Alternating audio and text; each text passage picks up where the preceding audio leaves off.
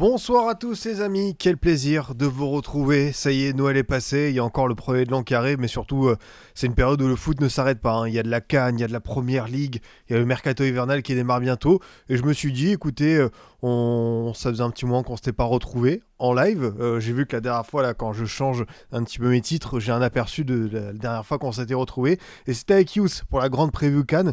Depuis, bah voilà, j'avoue que j'ai pris quelques jours de repos, des petites vacances, voilà, avec la famille, Noël, des allers-retours en famille. Et même si j'ai suivi la CAN de loin, bah, je me suis dit que... Enfin, j'ai aussi vu des matchs, hein, mais j'ai pas pu voir tous les matchs parce que forcément, déplacement à droite à gauche, en voiture, je peux pas bien suivre certaines rencontres. Mais le principal, c'était de se retrouver pour un petit stream, histoire de discuter ensemble, voilà, si vous avez des thèmes que vous voulez aborder sur ce début de CAN. Là, on vient de terminer les matchs du Maroc, le groupe du Maroc et aussi ceux de l'Égypte. Donc on va pouvoir se projeter un peu plus sur le tableau final et voir un petit peu la répartition pour un aperçu des huitièmes, des quarts. Et franchement, je pense qu'il va y avoir un programme très très sympa. Moi j'aime bien cette Coupe d'Afrique des Nations au global depuis son lancement. Je sais que certains en attendaient beaucoup parce que celle en Côte d'Ivoire s'est terminée par un scénario tellement fou et tu avais une atmosphère autour. Du coup, on pensait peut-être retrouver ça d'entrée. Mais je pense que peut-être qu'il faut attendre encore plus que la compétition se lance. Mais je suis content parce que il y a des joueurs que je découvre, comme Mahamadou Doumbia, par exemple, je pense aux Maliens, le Tunisien aussi, Sébastien Touneki, qui est très très sympa. J'aime bien aussi forcément le coach du Cameroun, Pagou, qui montre pas mal de choses en termes de parole, en termes de personnalité. C'est un des personnages que j'ai préféré découvrir au cours de cette CAN. C'est ça, c'est le coach David Pagou, exactement, qui, on sait que le Cameroun, c'était pas simple. Je pense que beaucoup s'attendaient peut-être à ce que ce soit, je vais pas dire un flop, mais un gros morceau du continent en crise et qui pouvait sortir dans un groupe qui était pas évident parce que même le Mozambique a battu le Gabon, la Côte d'Ivoire champion d'Afrique en titre, le Gabon sortait d'une très belle campagne d'éliminatoire, donc tu pouvais te dire que ça allait pas être évident forcément pour cette équipe. Donc non, moi j'aime bien ce que je vois depuis le début de la CAN. Alors tous les matchs sont pas dingue. Là voilà, le Mali Comores était assez âpre. T'en as eu d'autres aussi qui étaient pas dingue, hein. Je sais pas s'il y en a beaucoup qui ont jeté un coup d'œil au fameux Ouganda-Tunisie. C'était Ouganda-Tanzanie, c'est ça, qui était un des matchs qui tombait parmi cette fameuse deuxième journée où tu avais énormément de chocs parce qu'on a eu Maroc-Mali, l'Afrique du Sud-Égypte, le Tunisie-Nigeria, très très sympa. On a eu le RDC-Sénégal bien intense, le Maroc-Mali aussi était très intense, très énergique, une vraie bataille. L'Algérie-Burkina Faso et le Cameroun-Côte d'Ivoire qui était bien vivant. Donc voilà, je sais que j'ai reçu un message par exemple parce que tout à l'heure j'ai fait une espèce de petite FAQ sur Insta et je demandais aux gens voilà s'ils avaient des questions et il y en a un qui me disait est-ce que elle est pas un peu décevante cette CAN. Moi je sais pas, enfin moi, ce que je recherche dans une Coupe d'Afrique des Nations, c'est le parfum des matchs à élimination directe, encore plus dans une compétition à 24 où tu as des huitièmes de finale, du coup tu as le système des meilleurs troisièmes, tu n'as pas beaucoup d'équipes qui sont éliminées dès le premier tour, donc c'est plutôt une mise en route. Le premier tour, pour moi, il sert vraiment de rampe de lancement, de découverte et de joueurs que je ne connais pas forcément beaucoup. Et là, je suis assez servi, nourri. Il y en a plein où je me dis, tu vois, le Jenny Katamo, par exemple, du Mozambique et du Sporting, bah franchement, chapeau. Hier, le match qu'il a envoyé contre le Gabon, très très grosse performance. Oui, bah forcément Ibrahim Maza aussi. Je sais que Zizou Milan est un fervent supporter de l'Algérie et Maza, non, très très bien. Alors l'Algérie, j'espère que ça va aller par rapport aux blessés parce que t'en as eu quand même 2-3 là qui sont tombés comme Chergui. Faudra voir pour Adjam. Mais ouais, pour l'instant ça se lance tranquillement, cette CAN. Je pense qu'on verra lors des matchs éliminatoires ce que ça va donner. Moi, ce que je remarque, avant de venir vous saluer, c'est la pression démesurée folle autour du Maroc. Vraiment, il y a un truc autour de cette équipe où tu sens qu'il y a forcément le poids de l'organisation, mais aussi le poids du moment de l'histoire, où presque tu ne peux pas passer à côté, dans le sens où t'as tout qui est un peu réuni. Ça fait depuis 72 que t'as pas gagné. Tu sors forcément de la Coupe du Monde où tu as été quatrième et tu as fait un parcours historique pour et ton équipe et pour le football africain. voilà, tu as besoin de cette victoire. Et ce qui s'est passé lors du match nul face au Mali, j'ai vraiment ressenti comme un trop-plein d'émotions. Et attention à la gestion des émotions, justement, pour cette équipe qui va devoir gérer des matchs difficiles. Parce que je pense que ce groupe A, c'était pas le plus relevé de la CAN. On a quand même eu cette grosse bataille contre le Mali qui permet un petit peu de rentrer directement d'un point de vue du dynamisme, d'avoir une adversité comme ça, un peu se rentrer dedans. Mais sincèrement, quand tu vois qu'Oregragui a été sifflé lors de l'annonce des compos d'équipe, que ouais, je peux comprendre que beaucoup en attendent énormément du Maroc sur cette CAN, mais attention à pas tomber dans la surexigence dès la phase de groupe, parce qu'une CAN, c'est toujours un long voyage et ça peut se jouer dès la phase de groupe. Si tu passes à côté, l'Algérie, voilà, ils ont les 2 dernières CAN, c'était à chaque fois ciao. Là, ils vont retrouver pour la première fois la 8e de finale, enfin la phase d'élimination directe. Ils sont bien contents. Mais sinon, tu ressentais bien quand même ce besoin de performer en groupe et surtout de pouvoir sortir derrière avec des certitudes. Alors, tout n'est pas parfait dans le jeu du Maroc. Hein. Je pense qu'on a pu voir que Saibari, par exemple, j'ai trouvé en difficulté sur les 2 premiers matchs, que tu as eu un petit peu de mal à performer sur 90 minutes, à trouver vraiment un allant, un style. Là, ce soir, tu fais une belle victoire. Le doublé d'El Kaabi magnifique avec encore une fois le ciseau et un joueur qui devient un peu un spécialiste de l'exercice. Mais je me dis que finalement, le match de ce soir, tu vois, tu trouves un peu plus de certitude. T'as El Anaoui qui a été vraiment bon en 6. T'as, comment il s'appelle, Abdé El Azouli qui a vraiment été bon dans son registre côté gauche. T'as Brahim Diaz qui confirme qu'il est une des superstars de cette CAN, de ce début de CAN avec Lookman notamment. Donc tu peux compter vraiment sur un gros talent offensif, à savoir Brahim Diaz. Et derrière, si El Kabi continue de planter comme ça, là il en est déjà à 3 buts en 3 matchs de groupe, c'est vraiment un beau total. Comme Brahim d'ailleurs, hein, je crois, si je ne m'abuse, parce que c'est vrai qu'il a marqué lors des 2 premiers matchs. T'as Ounahi que j'ai vraiment trouvé pas mal du tout ce soir, un peu plus en jambes, un peu plus tranchant, et il est notamment à l'origine du premier but avec cette superbe passe. T'as aussi derrière Massina qui a peut-être gagné sa place pour le reste du tournoi. T'as eu la blessure de Saïs, t'as eu El Yami qui n'a pas forcément rassuré avec son fameux tacle qui a donné penalty contre le Mali. Aïd Boudlal, peut-être que Regragui considère qu'il est trop jeune. Mais ouais, en fait, tu te dis qu'une phase de groupe, c'est 3 matchs qui te servent aussi à peaufiner ton truc. Et le Maroc avait besoin de ça. Et tu sors avec 7 points, 2 victoires, 1 nul. Il n'y a pas eu d'alerte majeure, si ce n'est, comme je vous le dis, pour moi, la gestion des émotions, elle sera hyper importante pour le Maroc, parce que j'ai l'impression que quand il y a un trop-plein, cette équipe, elle peut avoir du mal un petit peu à digérer ça, quoi. En tout cas, j'espère que vous allez bien, que vous avez passé de bonnes fêtes, que vous continuez à profiter en famille, chez vous tranquillement, que vous reposez. Évidemment, force aux travailleurs, ceux qui continuent à bosser entre le 24 et le 31. N'hésitez pas à dire évidemment si vous avez été gâtés par le Père Noël, si vous avez eu des beaux petits cadeaux, des beaux petits maillots, des ensembles foot comme celui-ci que je porte, l'Aroma, magnifique ensemble Adidas offert par madame. Franchement, la tenue, elle claque. Et une petite dédicace forcément au mec qui m'a traité de footix sur Twitter, parce que j'étais content de montrer ça et aussi d'avoir des gens qui m'envoient leur maillot. J'aime bien savoir ce que les gens reçoivent comme maillot, comme cadeau. Je trouve ça toujours sympa. Mais sincèrement, me faire traiter de footix, alors juste, tu vois, t'aimes bien les maillots, t'aimes bien les belles pièces. Bon, moi, vous connaissez ma vision du supporterisme, et elle se limite qu'à un seul club qui me rend malheureux depuis une dizaine d'années. Je pourrais pas me diviser entre les 250 équipes dont je possède le maillot. Ça, ce serait interdit. Vraiment, ce serait trop compliqué. Donc voilà. En tout cas, j'espère que ça va avec les fervents qui sont toujours là. Hugo SSE, Datma, Bizerski, Meltsen, un grand merci à Ninor qui a pris son petit abonnement, merci beaucoup le crack qui va accueillir Zakaria Aboukhal, on parlait du Maroc, un autre renfort pour la Dream Team de Kantari en vue de jouer le maintien.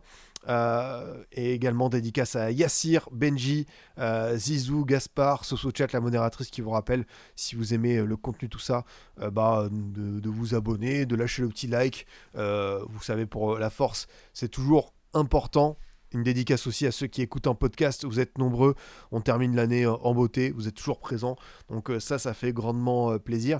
Le maillot de la saison 2022-2023, Fouquet Vanden Boomen, il a fait plaisir pour Noël. Oh, Van Den Boomen à Toulouse, parce que j'ai vu Van Bommel au départ ton message, et je me suis dit Van Bommel, le fils de Marc qui est passé au PSV, mais c'était cet été, donc du coup il y a 2-3 ans il était à l'AZ Alkmaar. Je me suis dit franchement, recevoir un maillot d'Alkmaar saison 22-23 floqué Van Bommel, c'est très très hipster, et là je comprends mieux voilà, le cadeau qui fait grandement plaisir. J'ai reçu le Yamal version Barça Fur dans manche longue, il me régale. Oh, le maillot manche longue, très très beau choix. Le Arsenal Grenat floqué Henri pour moi. Bah, remercie divinement la personne qui t'a offert ça, parce que moi j'ai ce maillot, c'était un peu mon Graal, mon One Piece à moi, trouver enfin ce maillot. Et il m'a fait grandement plaisir de l'avoir dans la collection. Tu sais que je ne l'ai pas encore mis, c'est comme si tu sais, t'as réussi à avoir ce maillot qui fait tu recherchais depuis tellement d'années, et une fois que tu as eu ça comme objectif, dans ta tête tu le mets de côté. Je l'ai même pas mis encore pour une émission, pour un stream ici, donc bientôt il faudra que je le ressorte, parce que bien sûr c'est une pièce, voilà, il faut qu'on la monte, mais ouais, on trouvera une belle occasion, une grosse émission, un bel invité, un quiz. Je pense que ça aura du sens, quoi. Moi, je te l'ai envoyé, le maillot Third Enzo Lefebvre de Sunderland. Oui, c'est vrai, le maillot noir intégral des Black Cats Sunderland, qui fait bien plaisir. Et alors là, Bolaski qui dit: Salut, moi je viens d'acheter un maillot préparé bout de boost pour Sochaux Wave en Coupe de la Ligue 2008. Je sais pas ce qui est le plus magnifique. Est-ce que c'est le match? Est-ce que c'est le flocage? Est-ce que c'est le patch Coupe de la Ligue? Est-ce que c'est le maillot préparé? En tout cas, très belle pièce, franchement. C'est vrai que maillot préparé, maillot porté, je suis pas encore dans ce game, parce que vous pouvez le deviner, c'est quelques deniers, quelques dizaines, centaines d'euros en plus. Mais là, celui-ci, il envoie du lourd, quoi. Et ouais, une vidéo en direct du shop Classic Watcher. J'avais fait une vidéo comme ça en direct d'un shop avec Footpack, et c'était très sympa. On a fait 2 fois la brocante sur foot avec hors-jeu. Pareil, je me suis régalé. C'est vrai que si moi j'avais un peu plus de matériel, c'est comme d'hab, si j'avais les moyens, vous en faites pas, les gars, que tous les mois, je serai dans une boutique de foot à faire des tournages, hein. Franchement, ça régalerait, mais on essaiera de viser de plus en plus de contenu comme ça en 2026. On va voir ce qui est faisable dans ce sens. Et est-ce que tu avais pas un maillot de l'AS Pouinec? Oui, exactement, parce que le créateur de Footpack est des Bretons. Et du coup, Pierre-Alain m'avait offert un maillot de son club amateur Plouinec. Donc, tu as de beaux souvenirs. J'ai un maillot de club amateur. En fait, moi, mon rapport au maillot des clubs français, c'est simple. Moi, les maillots à l'étranger, comme c'est hors Bordeaux, je peux me faire plaisir. Je peux avoir des maillots de Liverpool, Arsenal, sans trop regarder. Il y a des équipes qui, pour moi, sont interdites, genre Everton, parce que j'ai plutôt une affection pour Liverpool, la Lazio, parce que j'ai une affection pour la Roma. Mais en France, je n'achète jamais de maillots de clubs français hors Bordeaux. C'est la règle, même si j'en vois des stylés de temps en temps. Pour moi, en France, tu vois, c'est vraiment Bordeaux-Bordeaux. Sauf que, des fois, on m'envoie des cadeaux, et du coup, dans ma collection de maillots, j'ai quand même quelques clubs français. Et alors là, c'est assez éclectique, comme on dit, puisque j'ai Plouinec, tu as bien raison, j'ai Rocancourt, autre club amateur, j'ai l'US Orléans, j'ai l'AC Ajaccio, et j'ai l'AS Saint-Etienne. Alors là, ne voyez aucun rapport, c'est des cadeaux, des fois qu'on m'a envoyé, des fois que j'ai reçu de la part de la famille. Il n'y a pas beaucoup de choses à trouver comme connexion, mais voilà, ça fait partie du jeu. Donc là, dans mon placard, loin, j'ai des maillots comme ça. Et c'est vrai que je pensais pas me retrouver un jour avec un maillot de la Ajaxo ou de l'US Orléans, mais ça peut arriver. Ah bah bien sûr, si je devais faire une exception, j'avoue que Le Mans, MUC 72, Floke Matsui, ça me parle. Je pense que, tu vois, derrière, dans un petit cadre, pour alimenter le décor, je pense qu'il passerait très très bien. Ah bah de toute façon, dès qu'on parle de maillot, vous savez les gars, on est à fond, c'est toujours quelque chose qui nous fait vibrer, où on est à fond. Ouais, je voulais profiter de ce petit live pour tout simplement faire un tour d'horizon, d'actu, et comme d'hab, si vous voulez m'interpeller sur quelque chose, n'hésitez pas, on est là pour ça. Et Pior qui dit: je viens de me prendre le maillot Ferd Sunderland Sadiki, il est très très beau celui-ci. Franchement, le maillot noir, celui que notre ami Le Figno avait eu pour le fait, le maillot intégral noir. De toute façon, le noir pour le foot, c'est toujours une valeur sûre, et tu as très souvent de très très beaux maillots qui claquent bien. Et c'est vrai que le logo en panthère, il est vraiment très très sympa. Le thème de ma collection, il n'y a rien qui va. J'ai du Soldado Tottenham, du Arnautovic, du Joe Dos Santos Mexique. Oh là là, c'est vrai qu'il est beau celui-ci. Il est vraiment propre. Il est vraiment très très propre. Ah ouais, là ça envoie du lourd. Et le Stoke City aussi, Arnautovic, il est vraiment bien sympa. Ouais, comme je vous disais, je voulais qu'on aille voir un petit peu cette Coupe d'Afrique des Nations, faire un petit point sur ce qui se passe. Alors, c'est vrai qu'il va rester la journée de demain et celle de mercredi. Je pourrai pas forcément live le 31 parce que vous le devinez, il y aura sans doute une soirée. Donc malheureusement, le Gabon-Côte d'Ivoire et le Mozambique-Cameroun, je sais pas comment je vais pouvoir les regarder. On les mettra sur une télé au loin et je pense que ça fera partie du charme de la soirée d'avoir de tels rendez-vous. Comme ça au cours de la soirée avec mes convives qui découvriront du coup l'immense Côte d'Ivoire de Chris Inaoulei et de Yann Diomandé. Pour l'instant cette CAN, moi comme je vous dis j'aime bien, tout n'est pas parfait, il y a des équipes qui passent totalement à côté et je suis déçu. Je suis déçu par les Comores qui marquent pas un but et qui vont sans doute sortir comme ça. C'est genre, enfin, je m'attendais pas à ce que les Comores sortent de la phase de groupe, mais c'est dommage parce que t'as du coup fait 270 minutes sans marquer de but en subissant beaucoup, et je me dis que t'avais quand même des joueurs sympas pour peut-être faire plus. Nchangama, Youssouf, Saïd, Selemani. Donc un petit regret là-dessus. Angola qui va peut-être passer par la petite porte parce que vraiment, en gros, si on regarde le programme un peu des meilleurs troisièmes, si on se projette, on va avoir Mozambique qui va être devant, Soudan qui va être devant, Bénin qui va être devant. Voilà, on a plusieurs équipes qui sont à 3 points.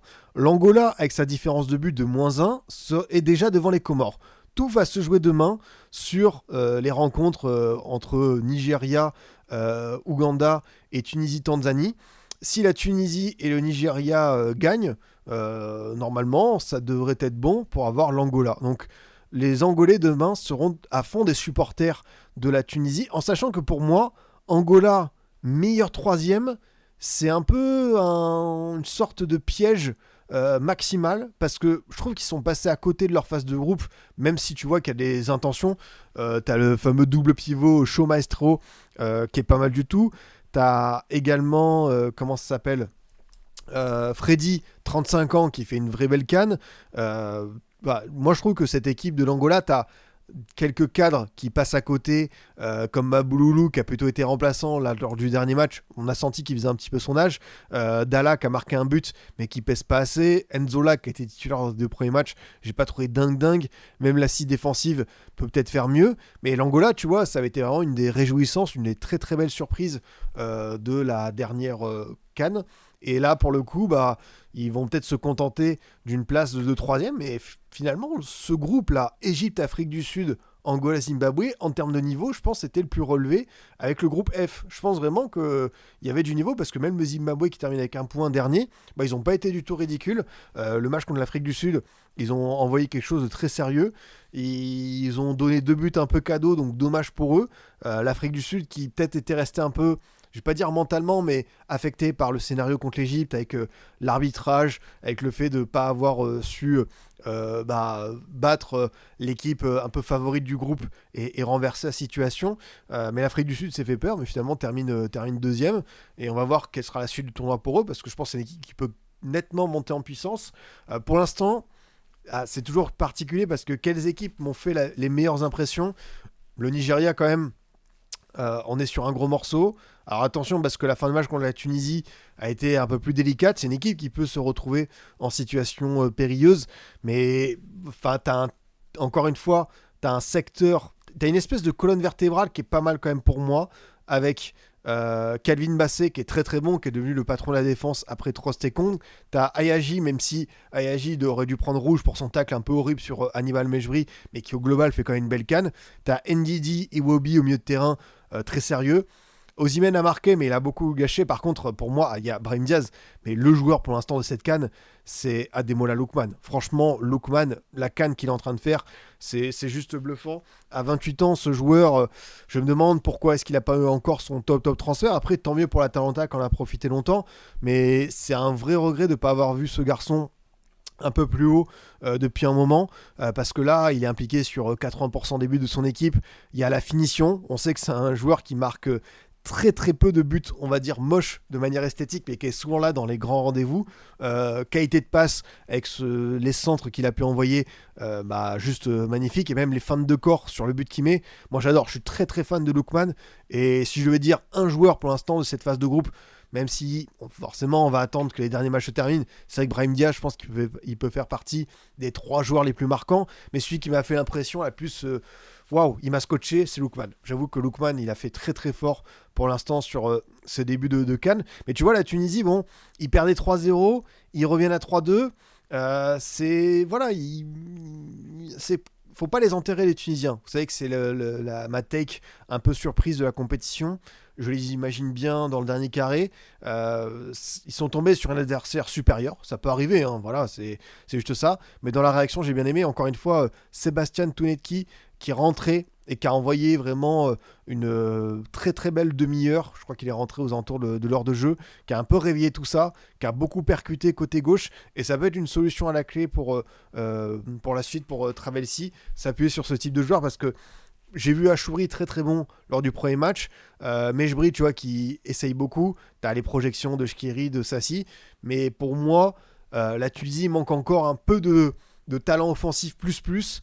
Je pense pas que Sébastien Tounetki soit le remède miracle à tous tes matchs, mais voir un peu plus ce garçon qui ose, qui entreprend sur le terrain, moi j'en demande. Franchement, j'ai été très séduit. Et ce que je vous disais tout à l'heure, je suis assez fan de voir, de découvrir des joueurs. Parce que même si moi, tu vois, je regarde pas mal de matchs par semaine, je regarde des compétitions européennes, des fois je vois passer des trucs sur Twitter, des scouts, et je me dis, vas-y, je vais regarder ça, ce qui se passe à droite à gauche. Et le bonheur, en fait, de découvrir encore des joueurs en compétition dans ce contexte-là, je trouve que ça fait, je sais pas, ça rajoute un petit truc en plus, genre, tu vois, les Mabouloulou, les Ronwell Williams, les joueurs comme ça, comme Tounetki aussi, ou le Mahamadou Doumbia du Mali, c'est vraiment plaisant de pouvoir les apercevoir comme ça pour la première fois. Il y a un truc qui me plaît bien, quoi. Nouabali, pire gardien de la CAN. Le Nouabali du Nigeria, j'ai jamais été grand fan. Je dois vous avouer que c'est peut-être la seule limite. Même si, tu vois, on parlait de l'assise défensive, mais je trouve que le Nigeria, avant de concéder ses 2 buts, c'était quand même solide. Mais là, pour le coup, Nouabali, ça rassure pas forcément pour la suite du tournoi. C'est pour ça que le Nigeria te fait toujours une belle impression, parce qu'ils ont quand même un sacré matériel. Mais le souci, c'est qu'il y a vraiment des individualités qui sont très hauts. Et d'un coup, tu vas avoir des individualités qui sont très très bas par rapport aux autres. Et malheureusement, quand c'est le gardien, on sait à quel point ça peut conditionner la suite d'une CAN, quoi. Mastouri, j'aime bien. Non, franchement, Mastouri, c'est bien. Et la Tunisie, voilà, la dernière CAN, ça va être un peu horrible dans le jeu. Là, ils proposent beaucoup plus de choses, c'est plus cohérent. Donc, c'est une équipe qu'on redécouvrira peut-être plus tard, plus haut dans ce tournoi. Et j'ai hâte de voir un peu leur évolution. Vas-y, on va faire groupe par groupe.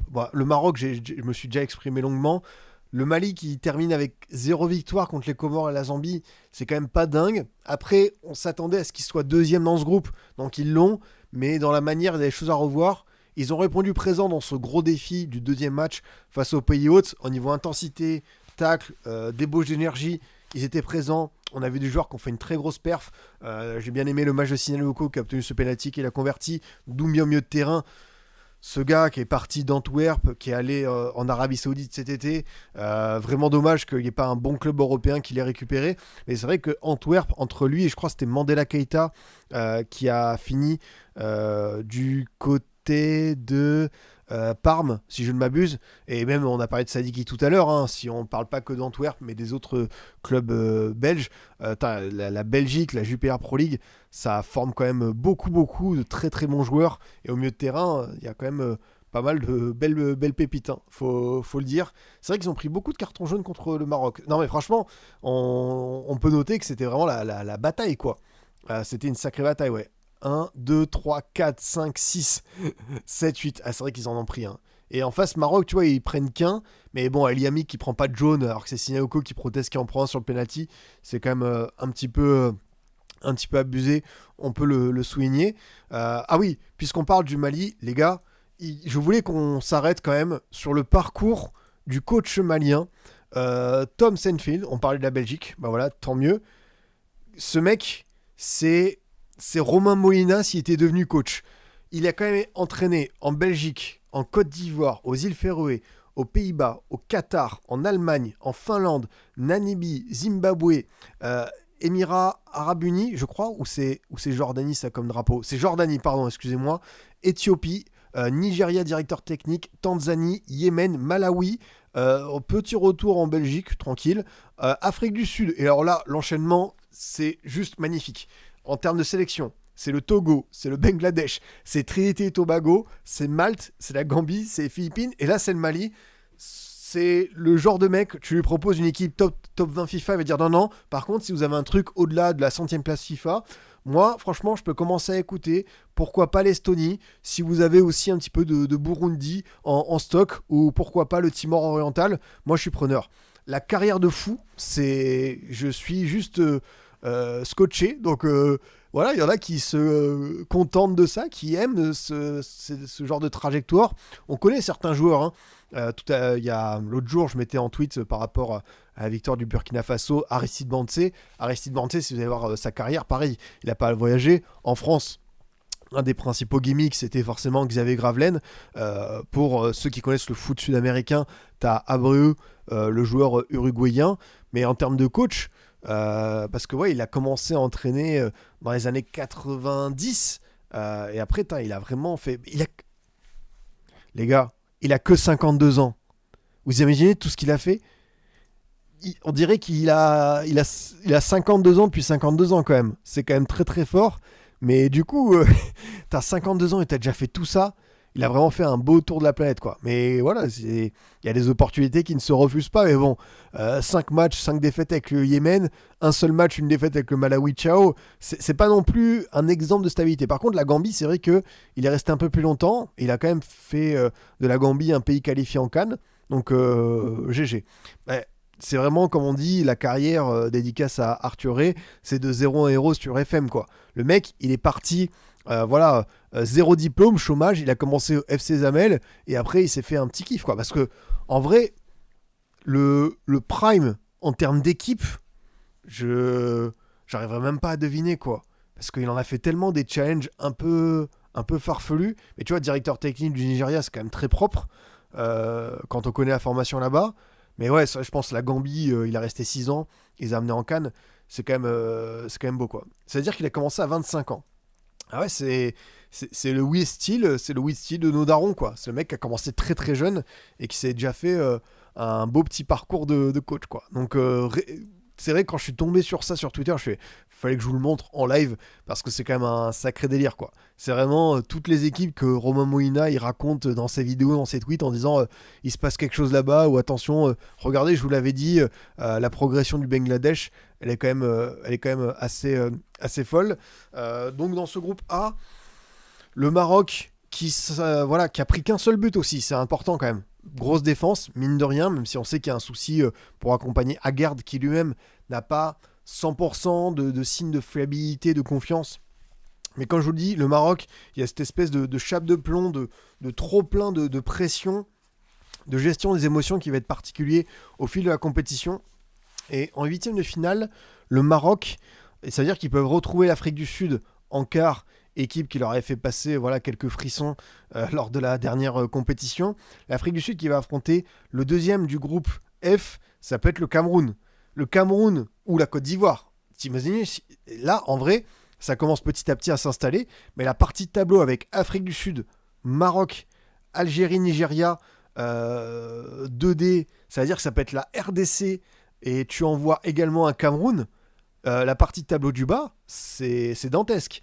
Et dans l'autre sens, si le Sénégal se retrouve là-haut et t'as aussi F1, donc Côte d'Ivoire, tu vois, le Sénégal, ils peuvent peut-être avoir un parcours, entre guillemets, plus abordable, plus simple, mais on sait que la CAN, il y a 2 ans, tu as eu le fameux Sénégal-Côte d'Ivoire, Sénégal qui avait fait un perfect, Côte d'Ivoire qui sortait d'un traumatisme contre la Guinée équatoriale, qui avait changé de coach, ça n'avait pas été évident. D'ailleurs, comme j'en parle, j'en profite parce que je voulais commencer mon live par ça et j'ai oublié. Une grosse pensée parce que la dernière fois qu'on a fait un live, c'était quand même il y a 9 jours, il s'est passé des choses depuis. Jean-Louis Gasset nous a quittés, donc grand monsieur du football français, un entraîneur, une personnalité extrêmement attachant, quelqu'un qu'on n'oubliera pas. À Bordeaux, forcément, ça rappelle de très très bons souvenirs. Le tandem qui formait avec Laurent Blanc, un adjoint qui était vraiment extrêmement précautionneux, très attentif au niveau de la gestion des joueurs.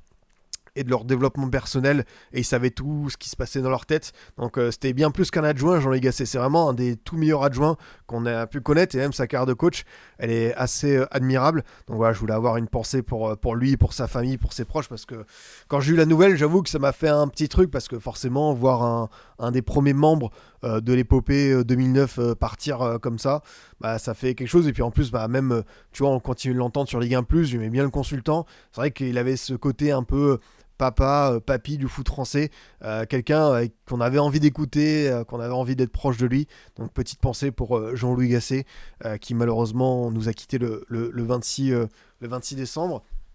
Mais comme je vous le disais, t'as quand même une partie de tableau en bas où ça peut être dantesque, quoi. Parce que si ça reste comme ça, Afrique du Sud, Cameroun, on peut imaginer Maroc, C, D, E, donc ça peut être pas mal d'équipes différentes, mais si ça peut être le Soudan, ça peut être le Bénin, ça peut être peut-être l'Ouganda, mais tu vois, si c'est le Bénin, je pense qu'ils pourront s'en sortir quand même.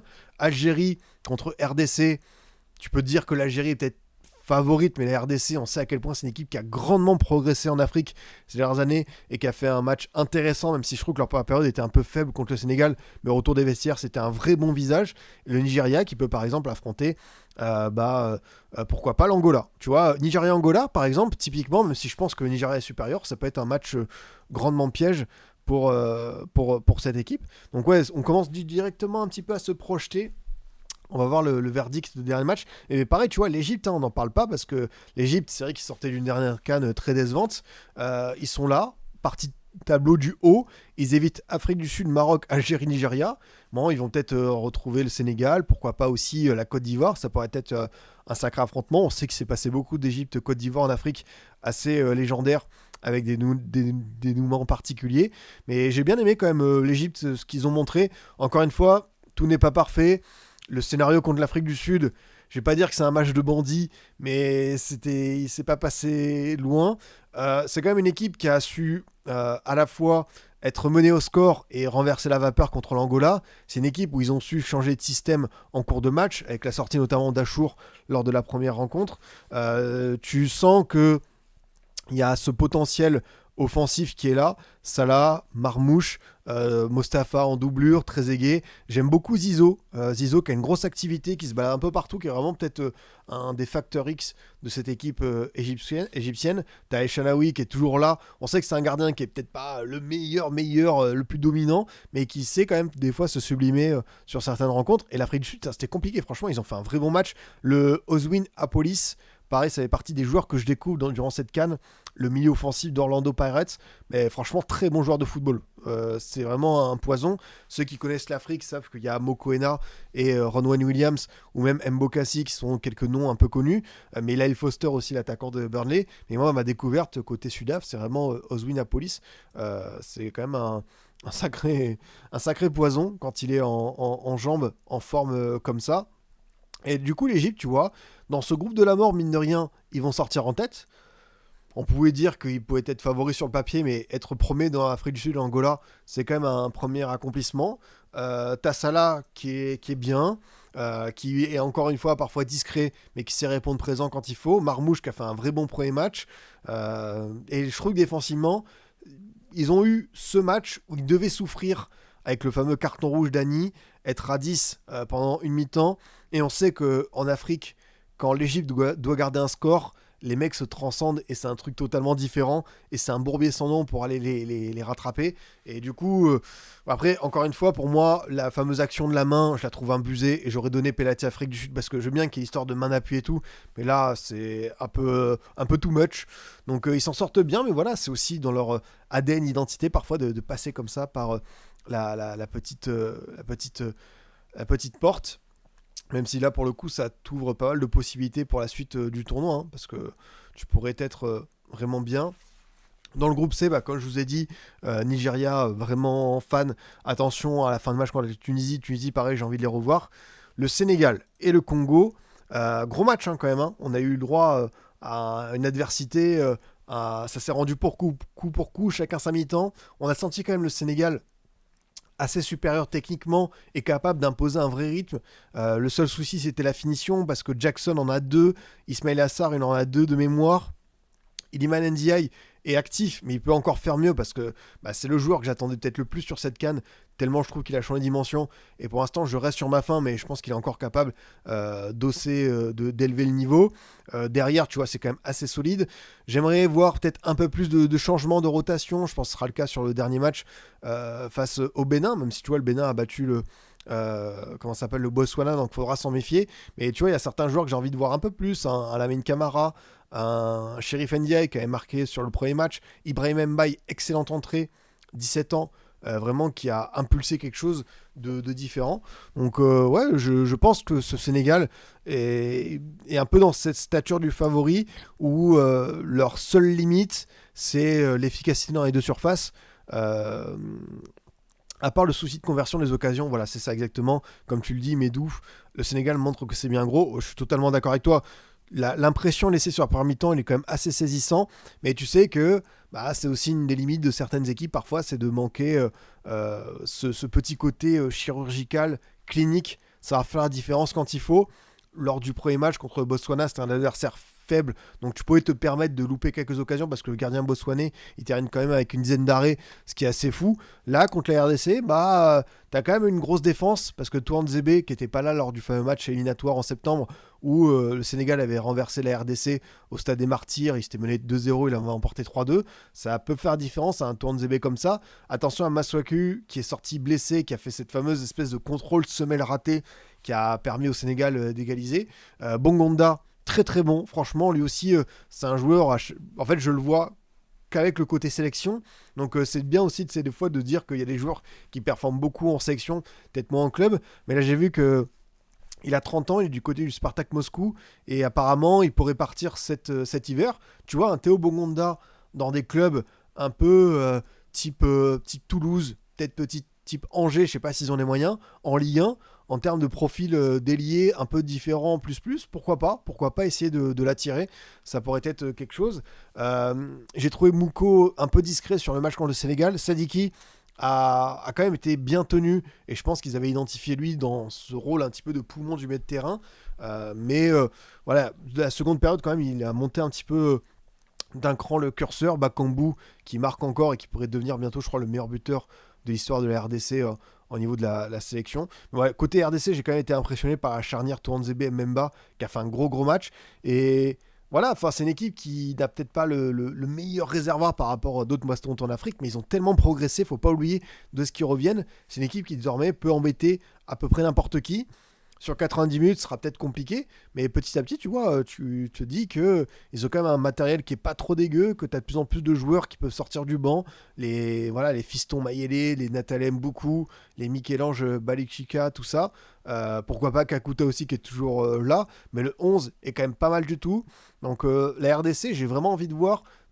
Franchement, s'il y a un Algérie-RDC en huitième de finale, celui-ci, c'est je vais pas dire le main event avant l'heure, mais ça va être quelque chose. Hein. Franchement, on a hâte. C'est vrai que il y a quelques matchs où tu dis que ça va peut-être être déséquilibré. Si tu as un Maroc, par exemple, face à, du coup, groupe C, groupe E, ouais, si tu as un Maroc-Soudan. Et sinon, pour le reste, ça pourrait être assez... ouais, ça pourrait être des matchs vraiment bien frissons, comme on aime, quoi. Donc ouais, après, le banc du Sénégal, c'est n'importe quoi, parce que déjà que le 11 est pas mal. Moi, j'aimerais tester un peu des choses différentes. Il y a quand même des tontons qui restent. Et tu vois, hein, El Hadji Malick Diouf, que j'aime beaucoup à West Ham, et sur ses premiers pas en sélection, le voir un peu plus. Pape Matar Lamine Camara, prendre de plus en plus de responsabilités au milieu de terrain. Ibrahim Baye, est-ce que c'est mieux de l'avoir en super sub ou en titulaire ? C'est quelque chose où on devrait aussi y répondre. Mais non, franchement, c'est vrai que le matériel, tu te dis que tu as des binationaux que tu as pu convaincre assez vite comme Mamadou Sarr. Tu as des joueurs qui sont en grande forme, qui ont leur place dans pas mal de sélections européennes. Donc non, c'est vrai que c'est pour ça que moi, quand on m'a demandé mon favori pour la CAN, eux, je me suis dit, ils ont vraiment tout, quoi. Ils ont le mélange jeunesse-expérience, un gros joueur par ligne, ils ont la profondeur de banc. Après, vous le savez, pour ceux qui suivent le foot africain, malheureusement, Souvent, quand tu es le grand favori, tu ne vas pas au bout parce que la CAN est faite de surprises. Donc on verra. Il faut qu'ils réussissent à renverser un petit peu ce rôle, ce paradigme en disant oui, ok, on peut réussir à assumer ce statut et faire une CAN parfaite. Et quand tu vois leur tableau, s'ils sont dans la partie haute, pourquoi pas. Ouais, Habib Diarra qui est jamais rentré, ça aussi c'est vrai que tu te dis que c'est une petite dinguerie. Ouais. Tu te dis que parmi les joueurs qui n'ont pas eu de minutes, lui, il aurait été titulaire dans, je pense, 75% des équipes du tournoi, quoi. Ça, c'est clair et net. Ensuite, t'as le groupe E, du coup, avec l'Algérie, 4 matchs, enfin 4 buts, 0 encaissé, 2 victoires. Pour l'instant, c'est du solide. Le match contre le Burkina Faso, c'est pas le plus évident à aborder parce que tu as une équipe qui a beaucoup d'énergie à dépenser en face, qui a fait un match plutôt convaincant, mais défensivement, tu as un Ben Semani qui a livré un match référence. À Jam, je pense que c'est pas trop grave qu'on le reverra. Par contre, je crois que Chergui a quitté le groupe, donc attention. Tu as l'émergence d'Ibrahim Madza qui a été discret en première période, qui a vraiment monté pareil, qui est monté en régime sur la deuxième période, qui a été vraiment bon. Amoura, j'en attends encore plus parce que je sais qu'il est capable. Marez, c'est un peu comme Mané, c'est presque le last dance, mais par rapport aux dernières sorties où tu peux avoir des doutes, finalement je trouve qu'il est bon dans ce rôle un petit peu de leader qui peut être leader technique, leader par l'état d'esprit, leader par le statut, donc il répond bien. Boudaoui aussi, hein. Boudaoui, tu te dis que ce qui se passe à Nice, autour de lui, ça peut être un petit gâchis, et mine de rien, tu vois, Petkovic qui a fait pas mal de changements, qui en deuxième période a proposé une autre manière d'aborder la rencontre. Je trouve que l'Algérie sera peut-être pas l'équipe la plus spectaculaire, mais la plus cohérente pour essayer d'aller au bout. Et ça peut passer par là, quoi. Franchement, pour l'Algérie, déjà, encore une fois, hein, lors des deux dernières CAN, c'était un fiasco. Dans des CAN à 24, ils n'étaient même pas sortis des groupes. Là, tu vois, ils vont retrouver la phase d'élimination directe en étant premier et en ayant montré des choses. Là, le dernier match contre la Guinée équatoriale, tu vas pouvoir reposer pas mal de monde. Tu as une petite opportunité de faire tourner, tu vois, parce que je pense que Hadj Moussa, je pense que Zorgan, Attal, Kebal, il y aura aussi ouais, Zerouki, Tougaï, il y en a beaucoup. Abdelli, pourquoi pas aussi, qui vont être lancés sur ce match pour faire reposer quelques cadres. Et tu vois, je pense que tu as petit à petit Lucas Zidane, Ben Sebaini, Maza, Benasser, Boudaoui, tu vois, une colonne vertébrale qui commence à prendre forme. Ouais, non, je trouve que cette équipe algérienne, quand même, elle a de l'allure. Par rapport à Petkovic, on sait que c'est un coach à Bordeaux, c'était particulier, mais c'est un coach de sélection pour moi. Il avait prouvé que la Suisse, le fait de revenir en club, c'était une erreur. Et là, j'ai l'impression qu'il a une idée, il a un plan derrière la tête pour chaque match, pour chaque configuration. Après, encore une fois, on peut s'enthousiasmer pour l'Algérie, mais la RDC en huitième et le Nigeria potentiellement en quart, bon courage. Et peut-être le Maroc en demi, là, ça peut être, s'ils vont au bout, en termes de parcours, ça peut être un truc un peu inédit en Afrique. Donc, ouais, à voir ce que ça va donner. Et côté burkinabé, attention à la finition, attention à pouvoir un peu plus se maîtriser les temps forts et les temps faibles. Mais eux, si leur dernier match est contre le Soudan, il faudra quand même se méfier parce que le Soudan a battu la Guinée équatoriale. Mais si eux, ils terminent deuxième, le Burkina, où est-ce qu'ils vont se retrouver le E2? Il peut affronter par exemple la Côte d'Ivoire ou le Cameroun. Et tu vois, Côte d'Ivoire, Burkina Faso, c'est pas un cadeau non plus. C'est vraiment pas un cadeau. Donc, ouais, bien voir. Ouais, Ouattara, le premier match, il était très remuant. Il était vraiment bon. Là, c'est vrai que ça a été peut-être un peu plus difficile pour lui face à l'Algérie. Mais c'est là où je me dis que le plan de Petkovic était bon parce qu'il a quand même maîtrisé les deux faux follets, Ouattara, Traoré. Même Sangaré, qui a une vraie influence, on l'a vu un peu moins. Les montées d'Arsène Kouassi. Je trouve que pour le coup, le plan dessiné par Petkovic sur ce match était vraiment pertinent, quoi. Par contre, découvre un truc. Issaka Boré, c'est bien le Issaka Boré qu'on connaît, qui est du coup un latéral et qui a le numéro 9 en sélection. Les gars, c'est pas sérieux ça. Comment un latéral peut avoir le numéro 9 en équipe nationale? Il faut me changer ça parce que c'est le genre d'indice qui me font dire que ça va pas aller au bout. Hein. Très clairement, et faute de goût. Et dans l'autre sens, bah ouais, juste dans ce groupe pour terminer, on a quand même nos amis de la Guinée équatoriale qui était un des épouvantails classiques de la CAN qui vont sortir dès le premier tour, battus par le Soudan, ce but contre son camp de Sol Coco, avec Salvador, avec Nsoué, avec ces joueurs qu'on connaît bien, hein, Pedro Obiang, Mascarel, Sookoko. Et ouais, quand même un petit coup de tonnerre. Après, on sait qu'ils sont passés par une crise, qu'il y a eu des pertes de points, que les joueurs se sont rebellés contre leur fédération. Donc, même s'ils se sont qualifiés pour cette canne, tu avais un environnement difficile. Et pour le coup, je pense que ça peut quand même s'expliquer, mais ne pas battre le Soudan et sortir dès le premier tour pour la Guinée équatoriale, qui a terminé, ouais, même là je regarde, ils ont terminé quatrième de leur groupe éliminatoire de la Coupe du Monde, tu vois. Pour eux, c'est faible, hein, surtout qu'ils sortaient d'une très belle canne. Alors c'est vrai que la Tunisie a fait un perfect, mais eux, tu vois, ils sont derrière la Namibie, le Libéria, ils ont qu'un point de plus que le Malawi, ils ont fait 3 victoires en 9 matchs. Enfin, c'est faible, hein. Je trouve vraiment une vraie déception, ouais, la Guinée équatoriale sur cette phase de groupe. Ça, c'est clair et net, quoi. Et même l'attaquant, Lassina Traoré, numéro 2. C'est vrai qu'on a bien vu Asamoah Gyan au Ghana avec le numéro 3. Lui, pour le coup, c'est devenu iconique. Je ne vais pas m'avancer, mais il s'accaborait encore du chemin à faire, à parcourir pour être aussi légendaire que le bon vieux Asamoah Gyan du Ghana. Et enfin, ce groupe F qui, sur le papier, était le plus intéressant, le plus divertissant. Bah, franchement, on en a pour notre argent. Alors, le Gabon qui va sortir dès la phase de groupe, c'est quand même chaud. Parce qu'ils sortaient, voilà, ils étaient parmi les barragistes de la Coupe du Monde. Une très belle campagne de qualification. Après, tu as eu ces histoires où Lemina est arrivé diminué, Aubameyang aussi. Finalement, l'entame de match était catastrophique contre le Cameroun. Du coup, tu les fais rentrer un peu plus tôt que prévu. Est-ce qu'ils étaient à 100% physiquement? C'est quand même compliqué, mais même dans le jeu, j'ai pas retrouvé le Gabon vraiment virevoltant qu'on avait pu voir, ne serait-ce que contre le Nigeria, où pendant 90 minutes, avant que ce soit plus compliqué en prolongation, ils étaient allés chercher quand même voilà, une proposition footballistique qui me parlait, qui était vraiment pas mal du tout. Et du coup, ouais, ils vont sortir. Pourtant, là, tu vois, ils avaient sorti vraiment l'équipe. Hein, Lemina, Ekwele Manga, Ekomier, Ndong, André Poko, Shaib Abika, Aubameyang, Bonga. C'est vraiment le All-Star Game du Gabon, quoi. Et ça n'a pas suffi. Et franchement, c'est dur parce que je pense que pour pas mal de ces joueurs, ça peut signifier la fin de l'aventure, malgré tout ce qu'ils ont apporté. Et, alors, je dis pas que pour moi, le Gabon avait cette étiquette d'outsider, mais comme il m'avait paru vraiment intéressant, convaincant, et avec un nouvel état d'esprit, moi, je crois qu'ils étaient vraiment dans un bon move, un bon mood. Et là, bah, ils sont passés à côté de ce rendez-vous. Après, bah, groupe F, c'était un peu le groupe de la mort. Bah, ça n'y a pas échappé parce que même le Mozambique a quand même su aller chercher sa victoire et très probablement sa qualification.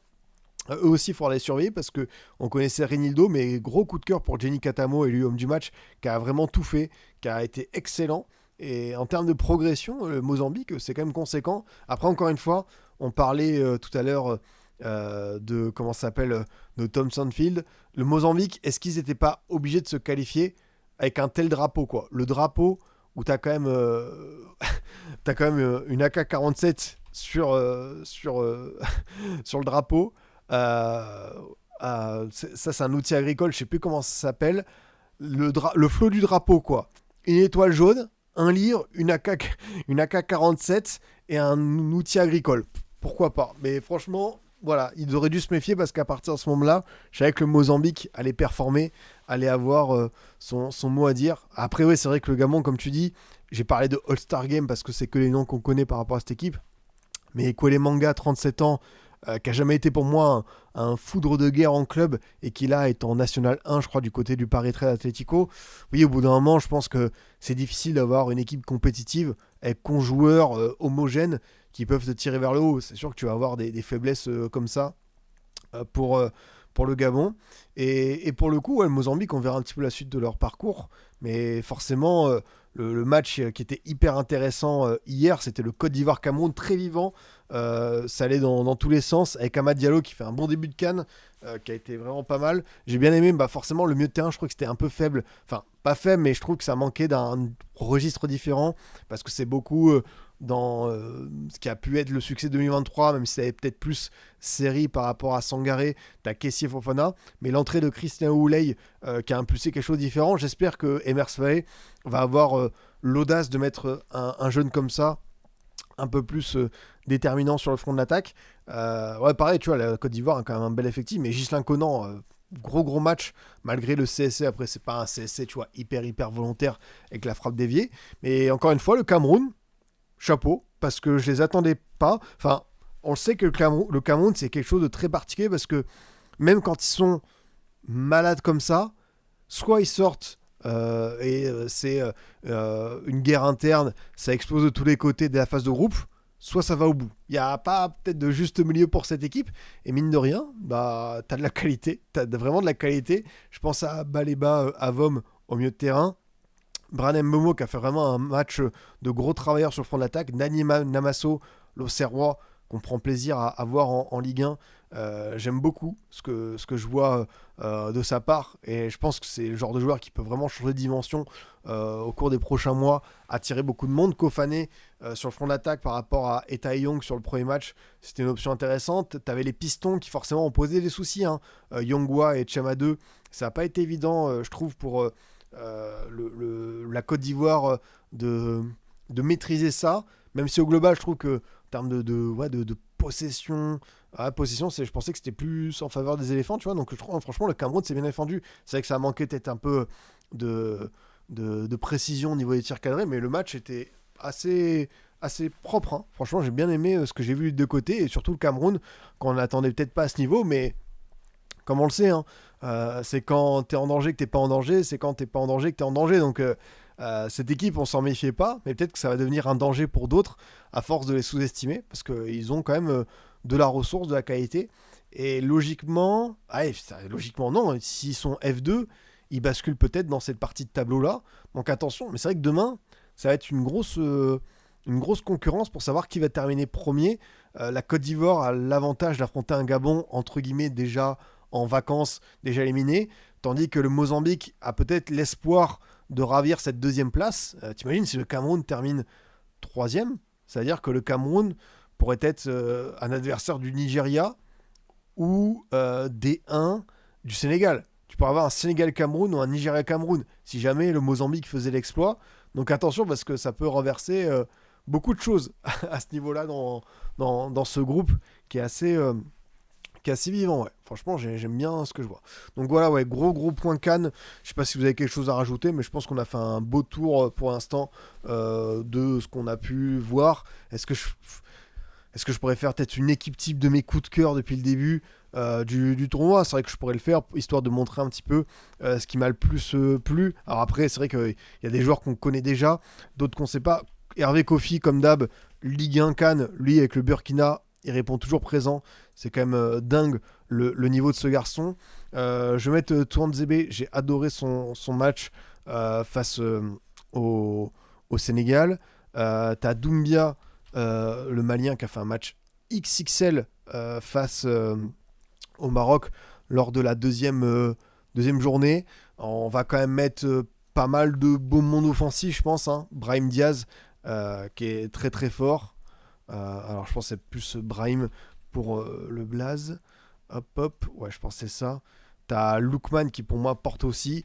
Je pense qu'on va pouvoir mettre El Kaabi qui est vraiment aérien et qui nous fait plaisir avec la compilation ciseaux qui va se renforcer au fil des mois à venir. Est-ce qu'on peut mettre peut-être Mbaye pour ses belles entrées avec le Sénégal?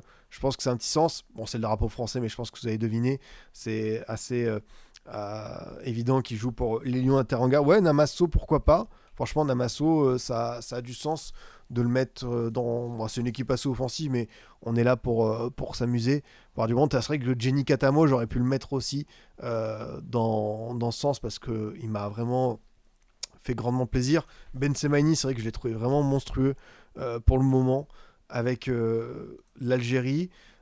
Qui d'autre m'a vraiment plu sur ce début de CAN? Il faut juste que je revoie les groupes.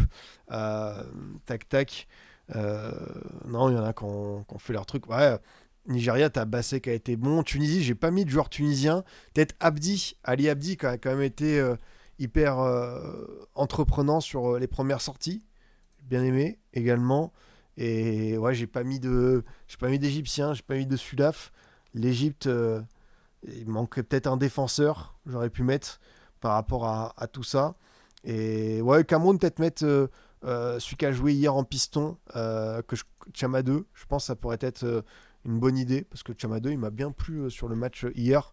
Donc ouais, petite équipe type comme ça, un peu coup de cœur, un peu révélation des différents joueurs, où je me suis dit, il y a du beau monde, quoi. Avec Hervé Kofi, Chamadou, Ben Sebaini, Zebe, Abdi, Brahim Diaz, Namasso, Doumbia, Mbaye, Loukman, El Kaabi.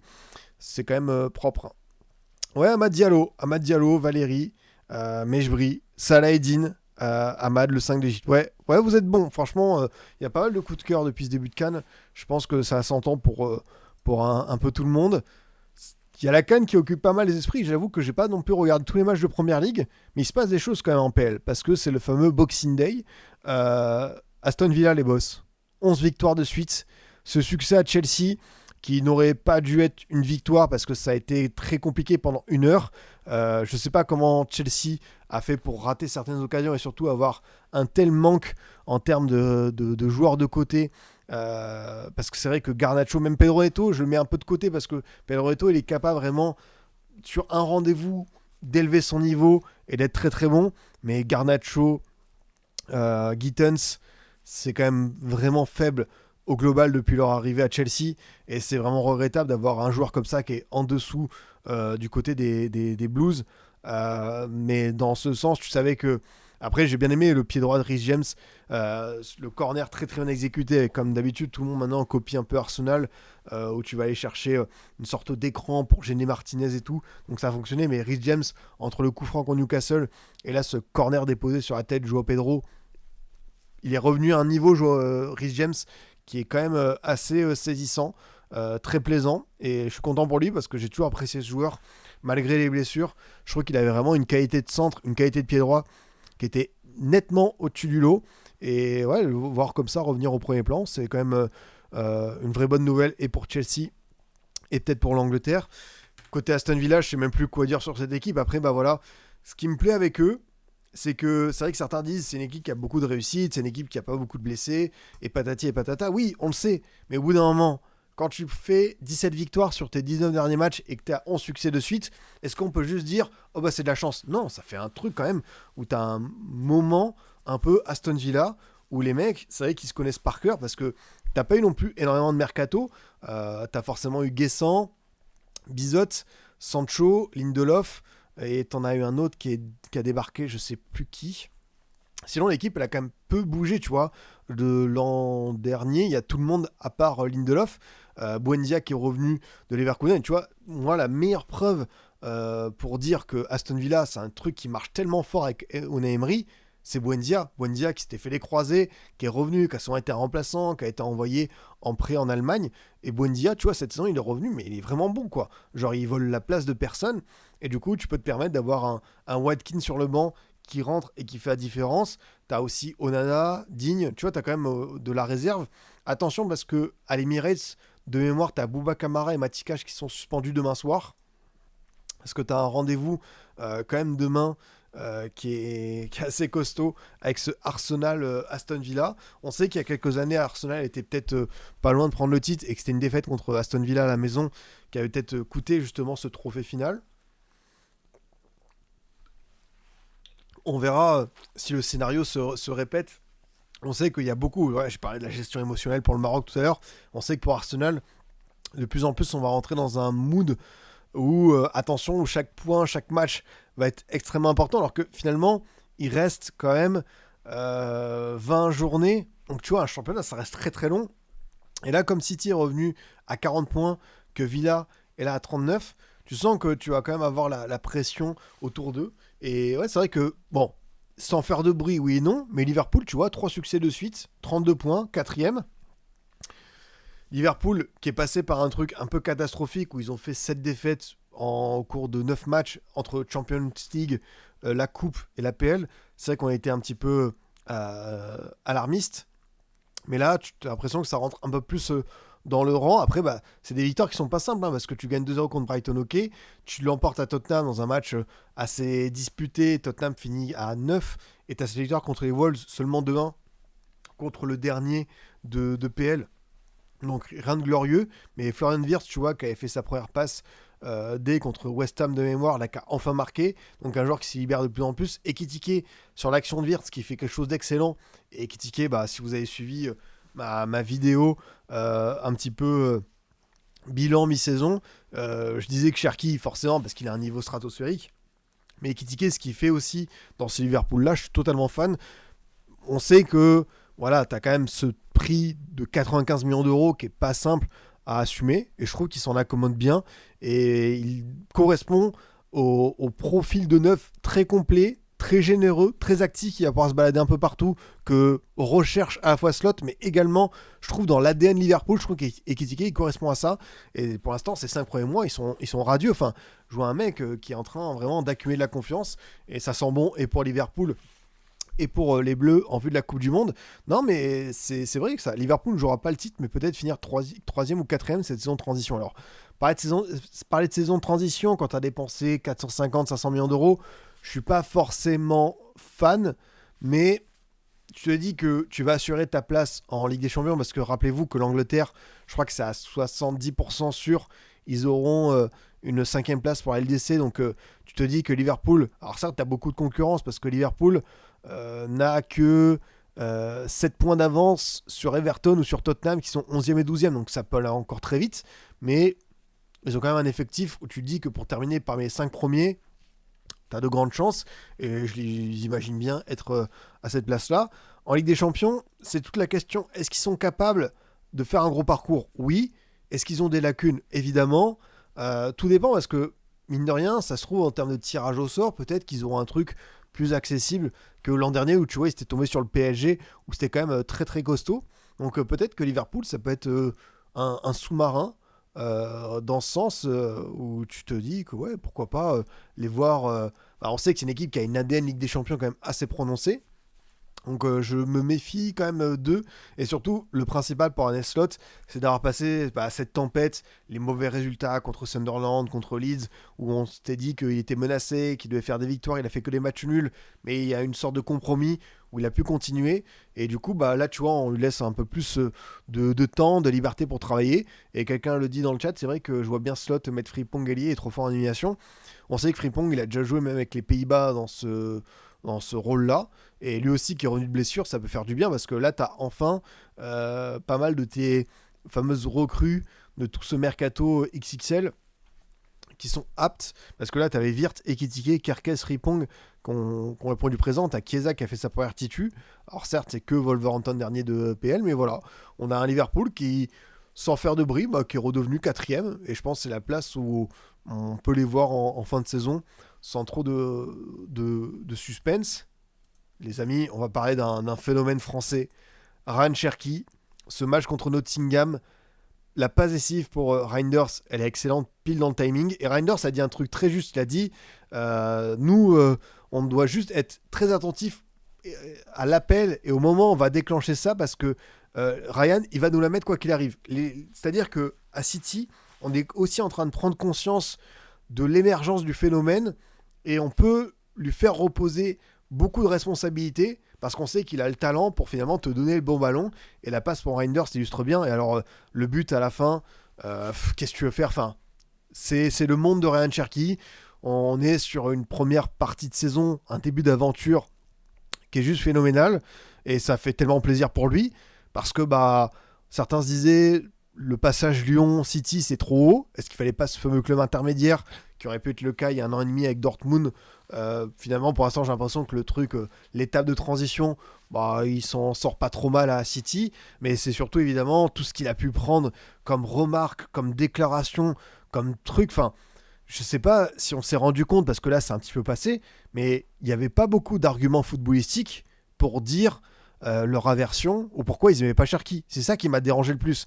C'est que tu puisses avoir c'est pas des doutes, mais te dire que c'est quand même un long chemin pour s'adapter à la Première Ligue, à City et à Guardiola, et te dire que faire des bonnes premières semaines, des bons premiers matchs, c'est quelque chose de consistant déjà, mais qu'on va attendre sur les matchs cruciaux, ceux de mars, avril, les gros rendez-vous à LDC pour te prononcer, pourquoi pas. Mais là, il y en a qui ont quand même dit des trucs, genre aucune chance qu'il ait la Coupe du Monde, c'est pas mon football, pourquoi est-ce qu'on en fait des caisses avec lui? Enfin, je sais pas, mais il suffit juste de voir les matchs, de voir la progression du bonhomme Olympique Lyonnais et ce qu'il a fait l'an dernier avec l'Europa League notamment. Et on rappelle que c'était le seul joueur de champ que c'était le seul joueur de champ hors parisien à être dans l'équipe type. Donc non, franchement, c'est Cherki. il est en train vraiment de prendre la couverture vers soi parce que il a de quoi. Enfin, le talent du bonhomme, il est évident et on s'attendait à ce qu'il puisse avoir une carrière comme ça parce que techniquement, dans la créativité, c'est très très fort. Mais le faire dans une équipe comme ça où t'en as d'autres qui sont des rockstars, on sait que il y en a qui sont des phénomènes du foot type Haaland. Aujourd'hui, le phénomène de City, voire de la Première Ligue, c'est quand même lui. Enfin, il est meilleur passeur, enfin co-meilleur passeur de PL en ayant loupé un mois et demi. Il a déjà des matchs vraiment référents. Là, il enchaîne sa quatrième, cinquième titularisation. À chaque fois, il a été impliqué sur des buts. Enfin, on est sur un Ryan Cherki qui de plus en plus assume le costume. Mais de toute façon, enfin, je vais pas dire que j'avais pas de doute, mais lui, tu vois, dans sa manière de communiquer, de ressentir le foot, comme d'hab, hein, dès qu'il avait 14-15 ans, on parlait de lui comme le phénomène du centre de formation. Il a été lancé en pro à 16 ans en Coupe de France. Enfin, on parle de lui depuis qu'il a 16 ans. Donc je pense qu'il a eu le temps, tu vois, comme de digérer tout ce qui se passe autour de lui. Et aujourd'hui, pour l'expulser avec brio, dans cette équipe de City, il crève l'écran. Ça, c'est clair et net, quoi. Igor Jesus, j'ai kiffé son match. Il a bien rendu fou Guardiola et Diaz qui peuvent prendre rouge début deuxième. Non, mais c'est vrai que j'ai trouvé le match de Nottingham Forest vraiment bon. Franchement, j'ai adoré leur proposition. City s'en sort parce qu'ils ont un mec, un crack. Mais à première mi-temps, Nottingham, ils ont des arguments. T'as Igor Jesus qui fait un boulot.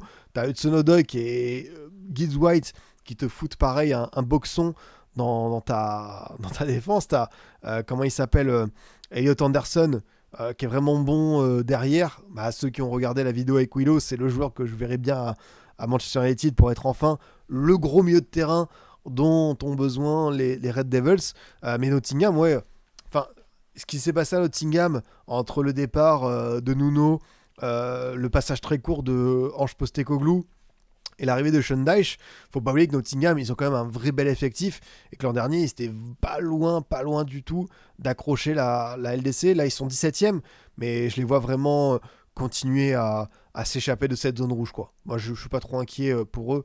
Je pense qu'ils vont s'en sortir, quoi. Et notre ami Ryan Cherki, quel plaisir, quel bonheur de le voir jouer.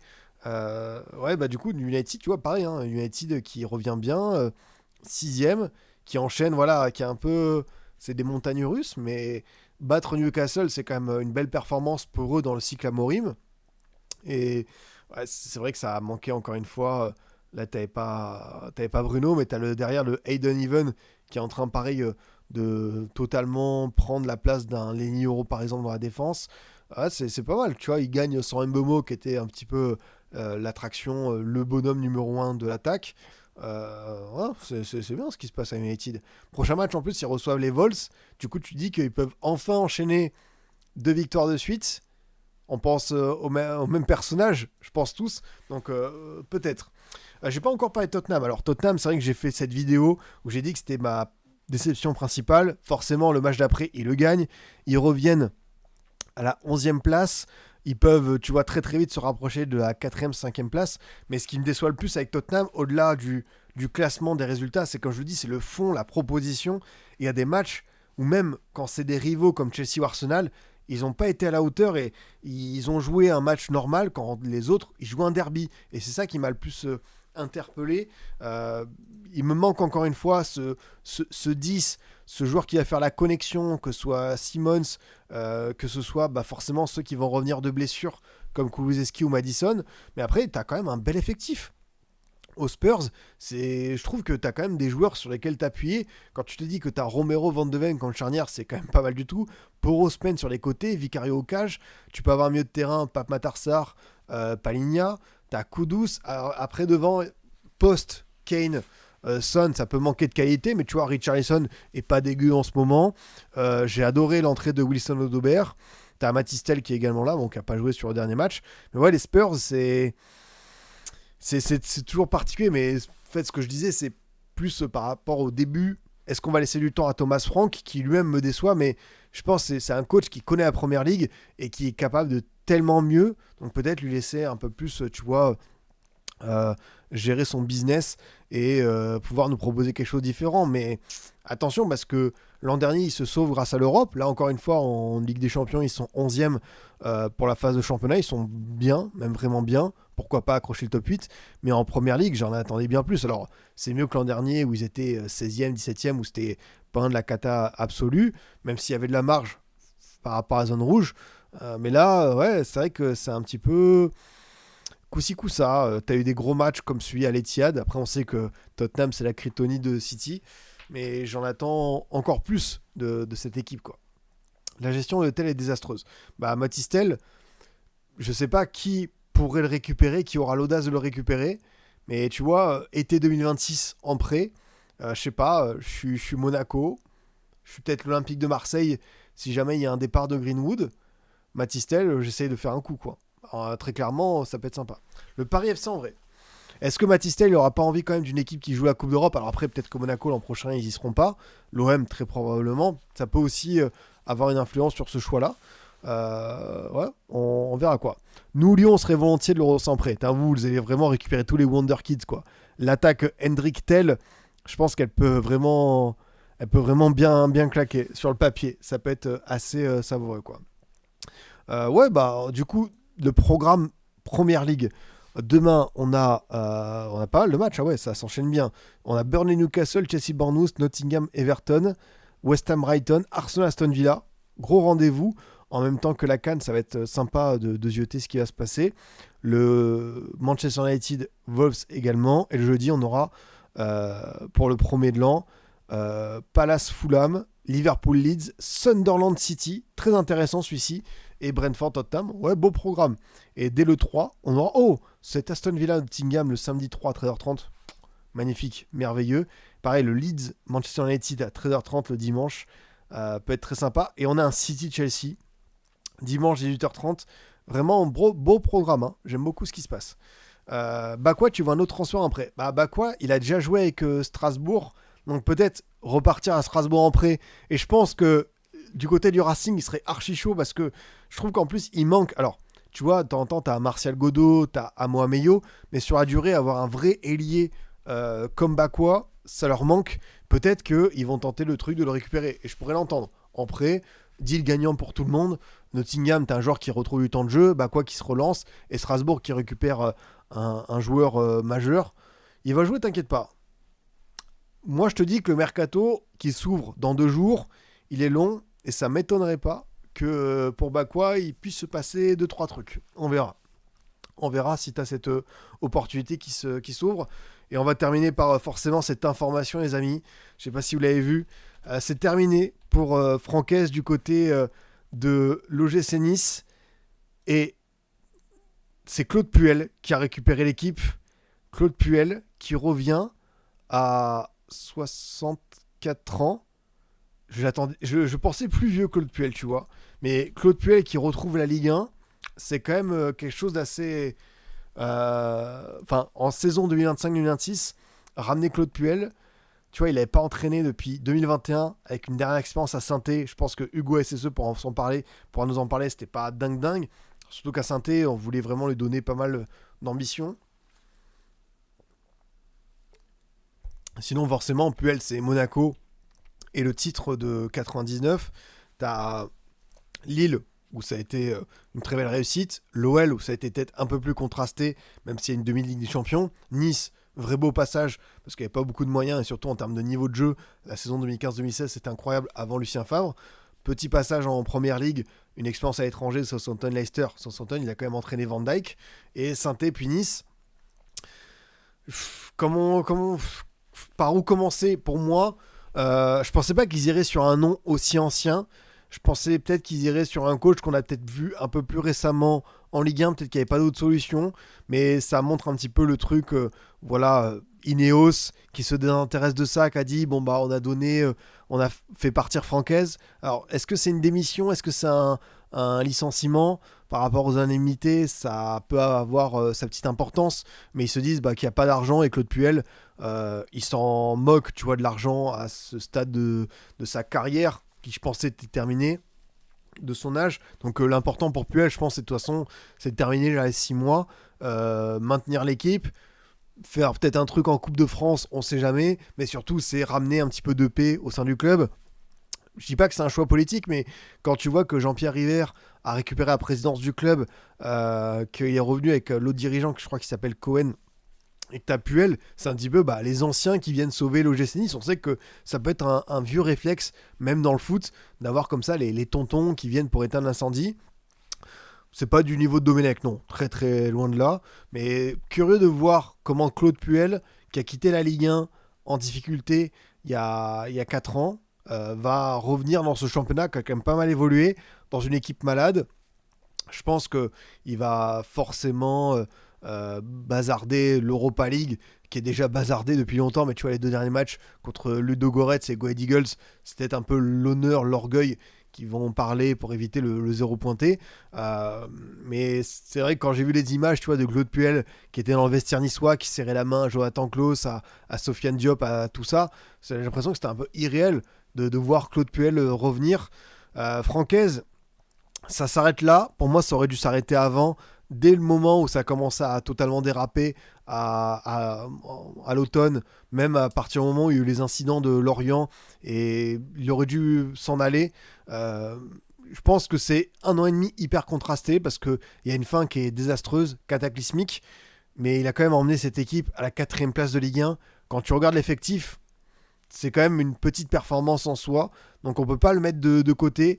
Je pense à un coach qui rebondira, ou ça, j'aimerais peut-être le voir reprendre un club à l'étranger, pourquoi pas, ça pourrait être bien. Je pense à un coach qui peut s'adapter hors de France. Forcément, tu te dis que par rapport à tous les Lensois, dirigeants ou joueurs qui sont arrivés du côté de Rennes, si jamais Habib Bey s'en va un jour, mais tu vois, c'est une histoire de timing, parce que si Francaise, il avait sauté il y a 2 mois et qu'Habib Bey qui était menacé avant de redresser la barre, peut-être que tu aurais eu un chassé-croisé. Là, pour le coup, je pense qu'Habib Bey, dans une équipe ambitieuse qui va pouvoir peut-être lutter pour la Coupe d'Europe, ça peut le faire. Donc non, je me dis que Francaise, déjà, il doit prendre du repos. Là, le principal, c'est ne pas avoir de nouveaux clubs d'ici l'intersaison 2026 pour vraiment, tu vois, prendre le temps de se remettre. En plus, il y a des déclarations, tu as l'impression qu'il était entre guillemets un peu à bout. Donc même lui, c'est un coach que j'apprécie beaucoup parce qu'il a fait à Lens. On peut pas le mettre de côté. À Nice aussi, tu vois, ces 2 mandats Lens et Nice, tu as plus de positifs que de négatifs. Au global, vraiment, c'est un coach qui a fait de très belles choses depuis 5-6 ans en Ligue 1. Là, c'était vraiment le contexte niçois dans son ensemble qui a tout fait dégoupiller. Donc, on le reverra, je pense. Là, c'est important de faire une belle coupure. Et pour Nice, bon, bah, on va voir ce qui va se passer, hein. Je vous avais montré forcément sur Twitter la dernière compo de l'ère Claude Puel avec Nice. C'était quand même une équipe où tu avais Cardinal Locage, Jérémy Pied, Romain Genevois, Paul Bess, Ricardo Pereira, le milieu de terrain qui fait grandement plaisir, Jean-Michel Seri, Papi Mendy, Vincent Cosiello, Ben Arfa à son prime avec Valère Germain et Alassane Plea en attaque. Et tu avais quand même un banc où tu avais Moisassen, Boskagli, Niklas Hoult, Mathieu Bonnemer, Mahaman Traoré, Rémi Walter et Alexandre Mendy. Donc on a quand même emmené cette équipe à un certain niveau. Et pour ceux qui aimeraient voir comme Hugo SSE, et ça c'est intéressant, la dernière compo de Claude Puel en Ligue 1. Bon, déjà, c'est une défaite 5-0 contre Rennes.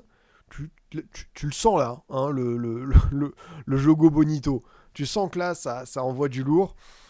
Alors, la compo, c'était Green, Okage, Ivan Masson, Moukoudi, Nadé, qui est toujours là, Koje Jack, Aouchiche, Madi Camara, tu vois, qui a su bien se rebondir, Boudbouz, Arnaud Nordin, Kazri Crasso, et sur le banc, t'avais Bouanga, t'avais Youssouf, t'avais Gournadoua, t'avais Troco, t'avais Seydousso, Maxence Rivera, Ignacio Ramirez, et en face, côté Rennais, t'as quand même Martin Terrier qui termine avec un triplé, et l'attaque Terrier-Laborde-Bourigeaud, ça sur MPG, c'était les joueurs qui partaient au premier tour à 55 millions d'euros, hein.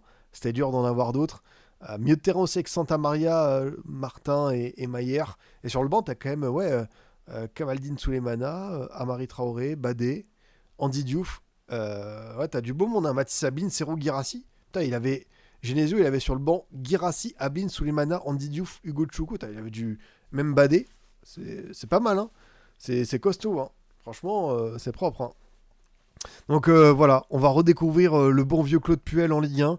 Je sais pas du tout ce que ça peut ça peut donner, mais encore une fois, ouais, c'est ça. Le technicien de 64 ans aura pour mission prioritaire de redresser les performances de l'équipe. Claude Puel, qui n'avait plus occupé ça depuis Saint-Étienne. Il fera ses débuts samedi 19h face à Strasbourg 7ème. Les Aiglons n'ont plus gagné en Ligue 1 depuis le 29 octobre face à Lille. La fin de sa collaboration avec Francaise d'un commun accord. Donc si c'est un commun accord, peut-être que, tu vois, ça peut être sans indemnité et peut-être avoir un petit mercato. C'est vrai que ça parlait de Eli Wahi. Quelqu'un a dit, j'ai vu aussi passer la rumeur Sergio Ramos. T'imagines la défense centrale Ramos-Dante. Alors, sur FIFA 13, c'était injouable. Mais en vrai, en Ligue 1 et à Nice, quand tu vois le niveau de Dante, je pense que Sergio Ramos, il serait tout sauf ridicule. Donc, revoir Ramos en Ligue 1, parce qu'il a quand même joué au PSG, ça pourrait avoir aussi son petit truc, quoi. Ouais, Nice 13ème de Ligue 1, bon dernier de Ligue Europa. Ouais. Bah, de toute façon, toi qui arrive, il y a eu cette victoire contre Saint-Étienne en Coupe de France, mais l'aventure francaise aurait dû s'arrêter depuis un bon petit moment. Ça, j'en suis convaincu, quoi. Les amis, je vais m'arrêter sur ce. C'était super sympa de reprendre par ce petit stream un petit peu de vacances intermédiaires pour parler de la CAN, Première Ligue et un petit peu de l'actu Ligue 1 avec Nice. Nous, on va se retrouver, je pense, très probablement pour le prochain stream Ligue 1. Ce sera du coup, à moins qu'il y ait un truc Cannes et que je me chauffe, peut-être, hein, on verra du côté peut-être de vendredi, samedi. On va voir ça. Passez un bon réveillon, profitez bien de ce 31. Une grosse pensée à ceux qui sont seuls, potentiellement, qui travailleront aussi durant cette période.